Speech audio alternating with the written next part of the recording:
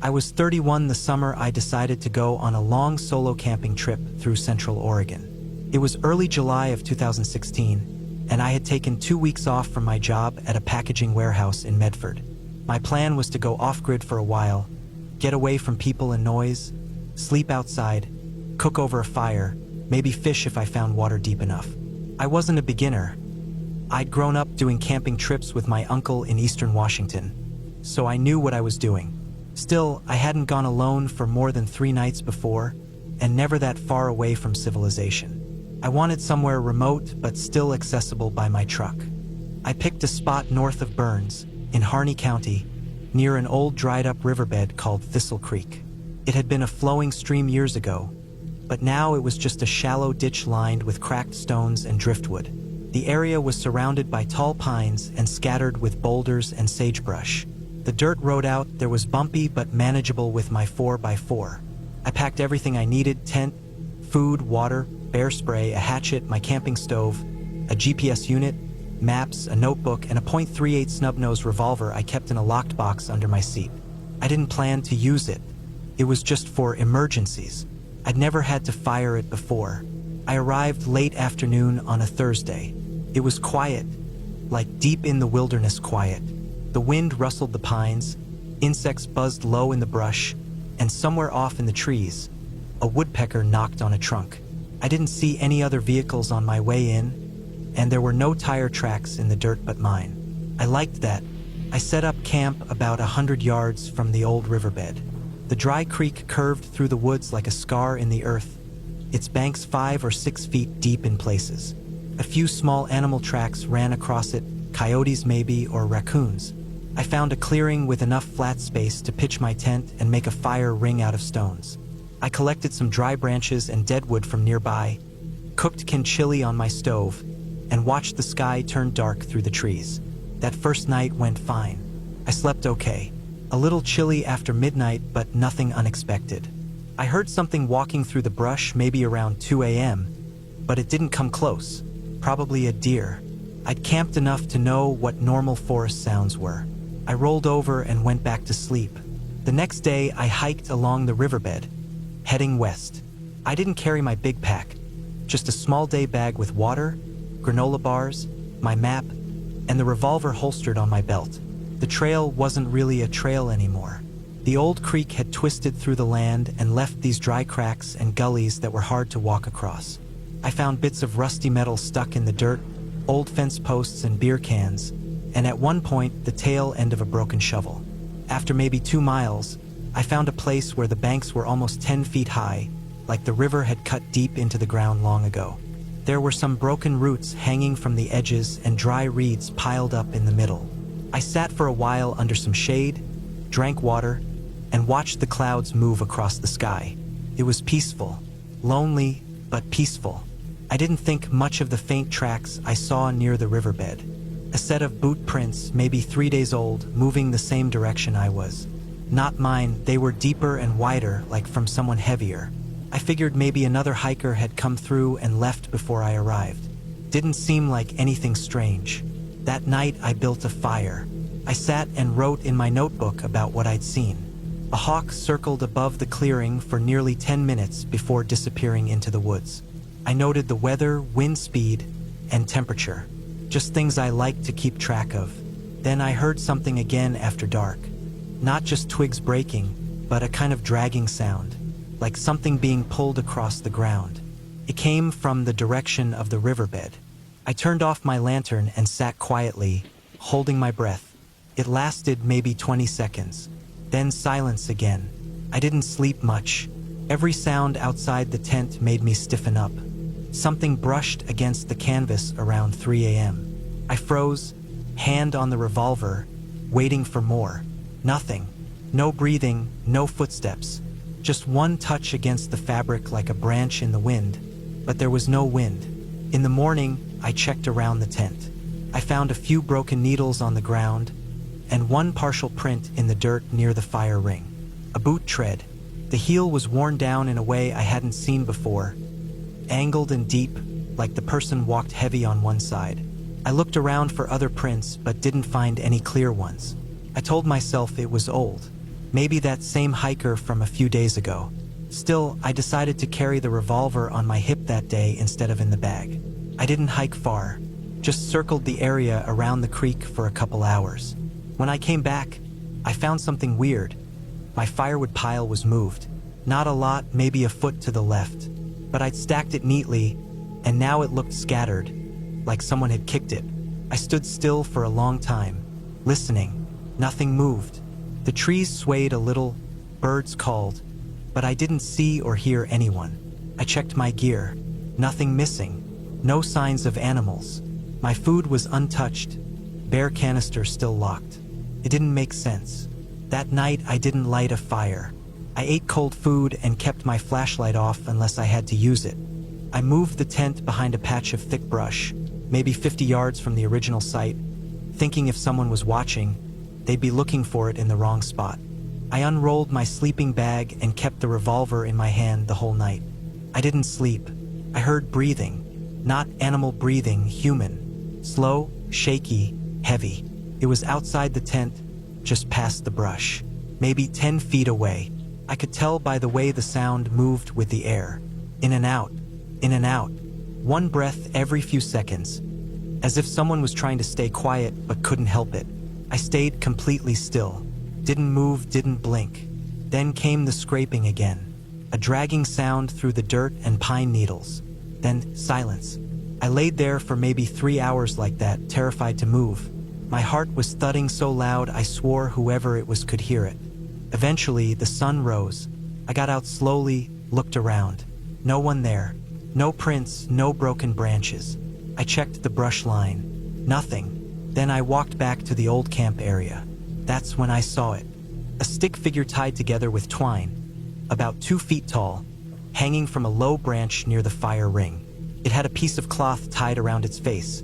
Something dark, maybe denim or canvas. The arms were tied upward like it was being pulled apart. I stood there staring at it for a long time. This wasn't a prank. There were no campgrounds nearby, no trailheads for miles. No one just wandered out here to joke around. Someone was trying to scare me, and they were doing a good job. I decided right then I was leaving. I packed fast. Tent, food, gear, all shoved into the truck in under 10 minutes. I didn't bother cleaning up. I didn't even double-check my stuff. I just threw it all in and slammed the tailgate. As I started driving down the dirt road, I kept checking my rearview mirror. At one point, maybe a half mile from where I'd camped, I saw something in the trees to the right. Just a flicker, movement behind the trunks. A shadow stepping behind cover. I didn't stop. Back in Burns, I checked into a cheap motel and locked the door. I didn't sleep that night either. I kept hearing the dragging sound in my head. The breathing, that handmade figure swinging in the wind. I never told the cops. What would I even say? No crime had happened. No one had spoken to me. Nothing stolen. But I knew what I'd felt out there. Someone was watching me, hunting me, playing with me. I think they were waiting. For what? I don't know. Maybe for me to stay one more night.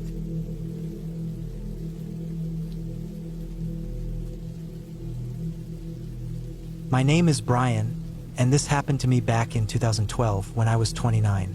At the time, I was working as a part-time welder in a machine shop in Southwest Oregon. I wasn't married, didn't have kids, didn't have a lot of money. I mostly lived alone in a small, rented duplex near Grants Pass.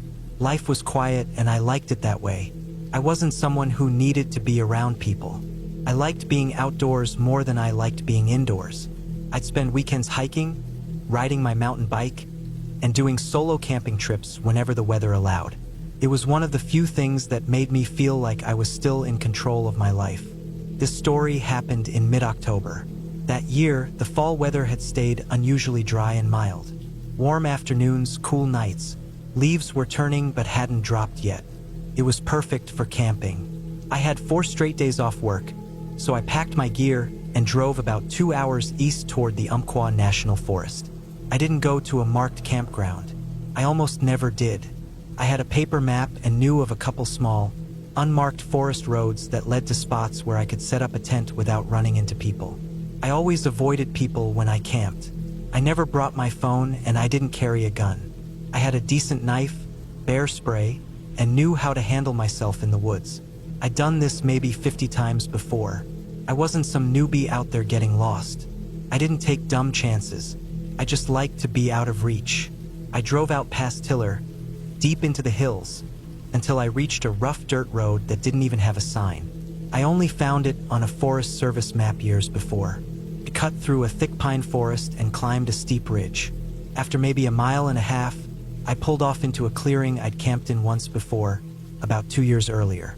It was about 100 feet wide, bordered by thick pine and fir, and completely hidden from the road unless you knew to look for it. There was an old fire ring made of rock that had black soot stains from long ago. Felt like a perfect place again. I got out of the truck and turned off the engine. Everything was quiet, dead quiet. No wind, no birds, just the ticking of the engine cooling down. I sat there for a minute, just listening. That's something I always do when I get to a camp spot. I like to just listen. Most people don't notice how much noise is out there, even in the woods. If it's too quiet, something's wrong. But that day, it just felt calm. I stepped out, stretched my legs, and started unloading my gear. I brought a basic 2-person dome tent, a thick sleeping bag, some layered clothing, a small cooler with food, a camp stove, extra water, a headlamp, a big maglite flashlight, a folding shovel, and my knife and spray. I set up the tent just on the edge of the clearing under a cluster of firs, then built a small ring of rock and gathered dry wood for a fire. The afternoon passed slow and peaceful. I made a small fire and cooked one of those freeze-dried meals on my stove. I sat on a log and watched the light drop between the trees. The sky turned orange, then pink, then slowly gray. By the time it was fully dark, the temperature had dropped to around 50, maybe lower. I didn't care. I had layers and I liked the cold. I threw a few more logs on the fire and leaned back against the log, just soaking it in. That's the best part about camping alone. There's no talking, no distractions. It's just you and whatever is around you. Sometimes that's the only peace a person gets. It was maybe 9 o'clock when I finally put the fire out and went into the tent.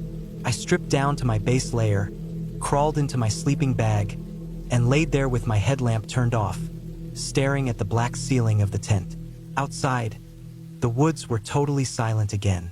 Not a single chirp, no rustling, just quiet. I don't know what time it was when I first woke up. My eyes snapped open all at once. I hadn't been dreaming. It was just like my brain knew something wasn't right. I laid still, completely quiet, and just listened. I could hear my own heartbeat. There was nothing outside, not even wind, but I knew something was different. It was the kind of silence that didn't feel natural, not like a calm night, like something was waiting. I stayed frozen for what felt like 20 minutes, just breathing slow, trying to figure out if I'd actually heard something or if my brain just panicked. Eventually, I reached over, grabbed my maglite, and clicked it on. The beam filled the inside of the tent. Everything looked normal. My pack was in the corner, boots by the flap, nothing out of place. But I still didn't feel right. I clicked the light off and tried to fall back asleep, but it was no use. I just laid there for what must have been another hour, wide awake, listening. It wasn't fear yet, just a kind of deep alertness. I knew better than to ignore it. Eventually, I must have dozed off, because the next thing I remember was waking up again, this time to a clear sound. It wasn't loud, but it was close. A slow, deliberate crunch of pine needles, maybe 15 feet outside the tent. Then nothing. I didn't move, didn't breathe. I just laid there, ears straining. Then another one. Crunch. Then nothing. I slowly slid my hand to my side where my flashlight was. I clicked it on under my sleeping bag and held it against my chest. Waiting. My heart was hammering. There was no way it was a deer. Deer don't move like that. This was slower, heavier. Not dragging, but careful. Like it was thinking. Crunch. Closer now. I didn't yell or make a noise. I didn't want to. My instincts were screaming, don't move. Don't draw attention. Just listen. Then, after maybe 30 seconds, I heard it move again. It circled around behind the tent, maybe 6 feet away. Slow, steady steps. No snorting, no breathing. Just movement. It was like it was looking for something. Then it stopped again. Dead still. I was sweating. My skin was cold, but I was soaked. I didn't dare turn off the light. I was listening with every nerve in my body. Then, out of nowhere, I heard a sound I will never forget. It was a click, not a stick breaking, not an animal noise. It sounded exactly like the click of a boot heel or shoe striking a rock. Quick, hard little sound, right outside the tent. Then silence. That was it. I knew, without a doubt, that this wasn't an animal. I laid there for at least another full hour, unmoving. The sound never came again. No more steps, no more noise. Just that last click, then gone. I waited until the sky started to turn gray and I could finally see a little bit of light through the fabric of the tent. I didn't even unzip it right away.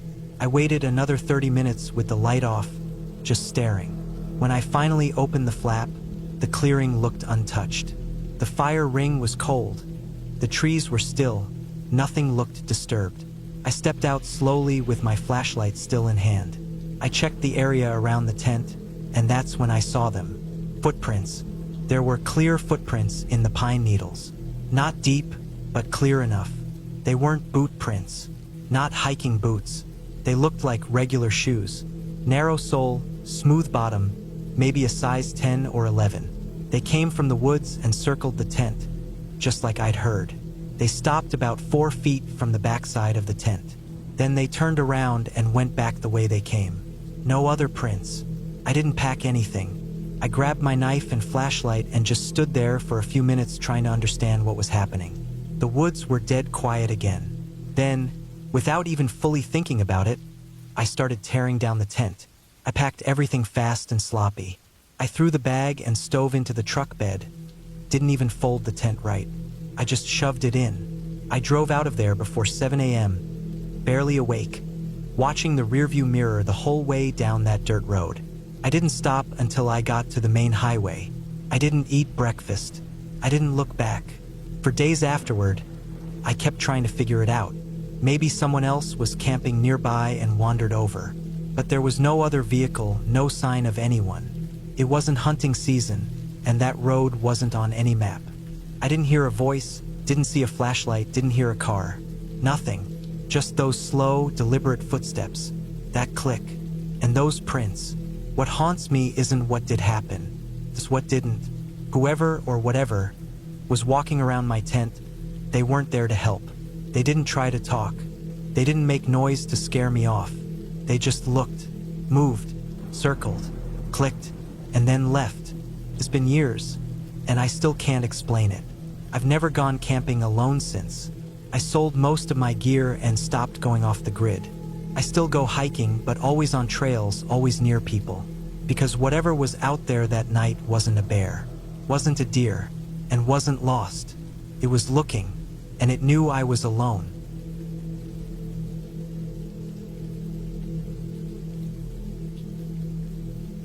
It was late September of 2016 when I packed my old Toyota 4Runner and left Bozeman.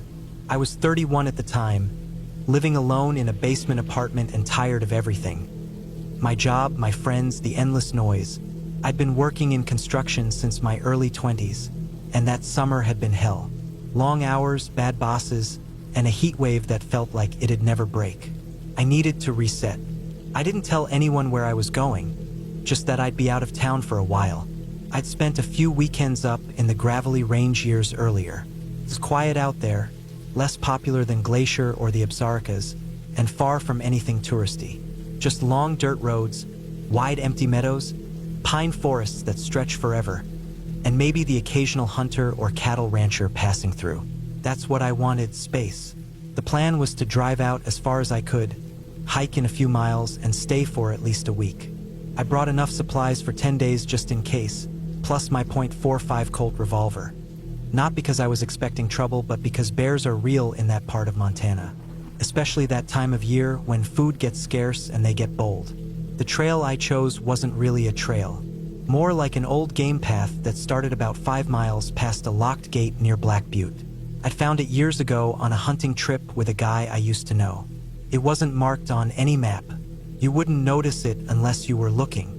I remembered it cutting through tall grass and skirting a ridgeline before dropping into a narrow forested valley. It was the perfect spot. Remote, shaded, full of deadfall I could use for firewood, and close to a shallow stream I could filter water from. I parked the truck just off the gravel road, loaded my pack with what I needed, locked the doors, and started walking. The air was cold but dry. Clear sky, not much wind. I didn't see a single person on the way in. I reached the valley by late afternoon and set up camp beneath a stand of spruce, maybe 20 yards from the stream. I cleared out a flat patch, pitched my tent, dug a little fire ring, and got the water filter going. Everything felt right. I made instant rice and canned chicken over a little burner and ate slowly, sitting on a log, letting my muscles cool off. I was alone out there, really alone, and it felt good. The first few days were quiet. I fell into a rhythm. Up at sunrise, breakfast, long walks through the trees, back by evening, then a fire and sleep. I read a paperback novel during the quiet hours and kept a journal in the mornings. On the third day, I followed the stream farther than usual, just wandering with no goal. It led me to a small clearing choked with brush, and just beyond that, on a slope, I found something that felt wrong the moment I saw it. It was a blue tarp, torn, faded, and half buried under sticks and dead leaves. The color had caught my eye. Blue doesn't belong in a place like that. I thought it might have blown in from a hunting camp or been dropped by accident. I stepped closer, started moving brush away, and saw that it had been weighed down deliberately. Large rocks placed along the edges. It was covering something. I hesitated, just standing there. I remember how quiet it was, like the forest had stopped moving. Then I pulled the tarp back. Underneath was a pile of black contractor trash bags. 5 of them, tightly tied, stacked carefully, not haphazard. I crouched and touched one. It was cold and hard. The shape was strange, not round like garbage, more like a duffel bag, long and uneven. At first I thought, animal remains. Hunters sometimes stash meat to pick up later. But this didn't smell like meat. It smelled like chemicals, something sour and burnt. I untied the knot on the nearest bag and pulled the plastic open. Inside was clothing, men's clothes, folded tightly, like someone had packed them. Jeans, jackets, shirts. Beneath the clothes were tools, a crowbar, a handsaw, and what looked like a rusted hammer. I checked the next bag. More clothes, boots, a belt, and something that made my stomach drop. A wallet. It was weather-worn but intact. I opened it. Inside was an ID, Colorado driver's license. Name I didn't recognize. Expired. Some old credit cards. Nothing else.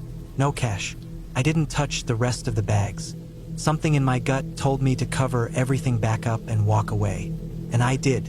I repacked the tarp, placed the rocks back the way they were, backed out of the clearing slowly, and didn't look behind me. The sky had gone gray while I was out there, like it wanted to storm. I made it back to my camp just before dusk. I didn't eat that night. I sat near the fire with the revolver on my lap and tried to think. There were 100 explanations, but none of them felt right. Nothing about those bags said hunting or camping. It looked like someone had tried to hide them, not store them. I didn't sleep much. Every sound made me tense. Branches cracking, the wind against my tent. Even the stream nearby started sounding too loud. I kept picturing the wallet, the folded clothes, the saw. The next morning, I made coffee and tried to act normal. But I was jumpy. I didn't want to leave right away because I didn't want to walk back out with no idea who might be nearby. If someone had hidden that stash, they had to have been close enough to use the area. What if they were still around? I decided to stay one more night, then head out first thing in the morning. I packed up most of my stuff and moved it closer to the edge of the valley, away from the water and more open, somewhere I could see in all directions. I kept my revolver loaded and out of my bag. Around mid-afternoon, I went back toward the clearing, not close enough to be seen but far enough to check if anything had been moved. I stayed behind a line of trees and glassed the spot with a pair of binoculars. The tarp was gone, just gone. Nothing left but disturbed dirt and scattered leaves, like someone had cleaned it up. My chest went tight. I scanned the forest but didn't see anyone. I stayed there for nearly 20 minutes, frozen, listening, watching. Nothing moved, but I knew what I saw. It hadn't been animals. Someone had been there after me. I backed away and returned to camp. I didn't light a fire. I ate a granola bar cold and kept everything packed. As night fell, I sat with my back against a tree, gun in hand, watching the woods. Every little sound made my fingers twitch. I didn't sleep, not even a second. At first light, I started hiking back to the truck. I didn't take the stream path. I cut across the ridge and stayed high, moving fast and quiet, trying not to leave a trail. Took longer, but I didn't care. I just wanted out. I reached the truck by early afternoon and found the driver's side door slightly open. I always lock it. Always. The glove box had been opened. My spare keys were gone. Nothing else had been taken, not my camping permits, not my maps, not the old blanket in the back. Just the keys. Someone had been inside. Someone had taken their time. I got in, turned the ignition with my original key, and drove. I didn't stop. Not for gas, not for food. I reached Bozeman around sunset and went straight to the police station. I told them everything. They didn't say much, just took my statement, made a few copies of the ID I'd found, and said they'd send someone to check it out. I asked if I should be worried. They told me it was probably nothing serious, maybe squatters or an illegal camp, but I never heard back. 2 weeks passed. Called. No answer. Left a message. Nothing. I did some digging on my own. The name on the license belonged to a man who'd been reported missing in 2014. He'd been traveling through Idaho and never made it home. No trace, no updates since then. That part still bothers me. How does someone vanish for years, end up buried in the Montana wilderness, and no one talks about it? I haven't been back since. I stopped hiking alone. I got a new truck, new locks, new everything. I still think about that tarp sometimes. What was inside the other bags? Why someone came back for them the same day I found them? How they knew I'd been there, and why they left me alive. I know how lucky I was. I could have ended up in a bag of my own. Sometimes, when I wake up in the middle of the night and the world feels too quiet, I wonder if whoever was out there that week is still watching, still moving through the trees, still hiding things they don't want found.